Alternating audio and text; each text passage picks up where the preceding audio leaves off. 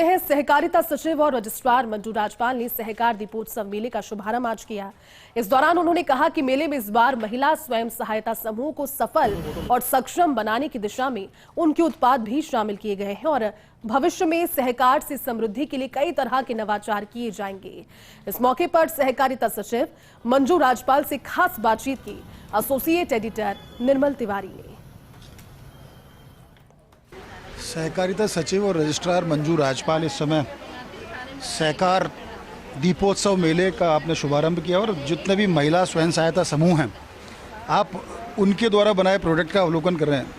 मंजू जी, सबसे पहले तो दीपोत्सव की आपको बहुत शुभकामनाएं। खास बात यह है कि ये महिला स्वयं सहायता समूह द्वारा ही तैयार की गई सामग्री हैं, तो क्या कहेंगे और इसका किस तरह का रिस्पॉन्स अभी तक आ रहा है? देखिए, रिस्पॉन्स तो कल से ही आना चालू हो गया है और मुझे आज सुबह सुबह आके हमारी एमडी ने कहा कि हमारी कल 31 लाख की सेल हुई 2 घंटे में। तो हम लोग इस बार कोशिश कर रहे हैं कि जो लास्ट ईयर हमारी 3 करोड़ की सेल थी उस फिगर को हम डबल के आसपास लेकर जाएं। प्रयास हमारा यही रहेगा। और जहां तक महिला स्वयं सहायता समूहों की बात है, सहकारी समितियों की बात है, तो इस बार हमने ये भी प्रयास किया कि जो स्वयं सहायता समूह हमारे राजीविका के अंतर्गत काम करते हैं उनको भी हम स्टॉल दें, उनकी भी प्रेजेंस हो ताकि उनको भी एक प्लेटफॉर्म मिले। तो हम सब प्रयास कर रहे हैं कि सहकारिता सबको साथ लेकर चले और दिवाली सबकी मंगलमय हो, अच्छी हो, ये हमारी शुभकामना। सहकार का तो मतलब ही सबको साथ लेकर के चलना है। और ख़ास बात ये भी है कि एक सवाल मेरा ये था मंजू जी कि चूंकि बहुत छोटे छोटे समूह हैं, उनको सशक्त भी करना है, उनको आर्थिक रूप से संबल बने, स्वावलंबन की भावना उनमें पैदा हो, तो क्या जो छोटी छोटी समितियाँ उनके प्रोडक्ट्स हैं उनको मुख्य धारा में लाने के भी कॉन्फेड की तरफ से या सहकारिता विभाग की तरफ से कोई प्रयास होंगे?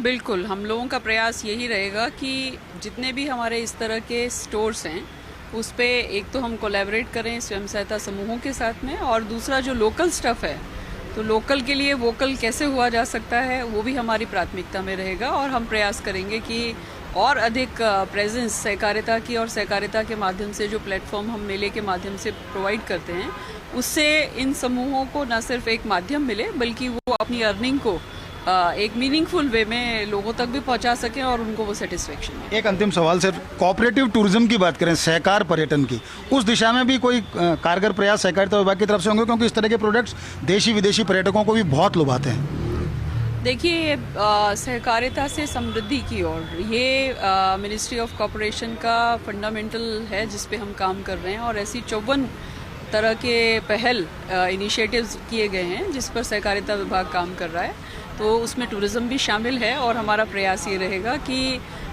उस प्लेटफॉर्म पर भी हम सहकारिता की प्रेजेंस को फील करवाएं और लोगों के लिए एक अच्छा माध्यम अर्निंग का करें।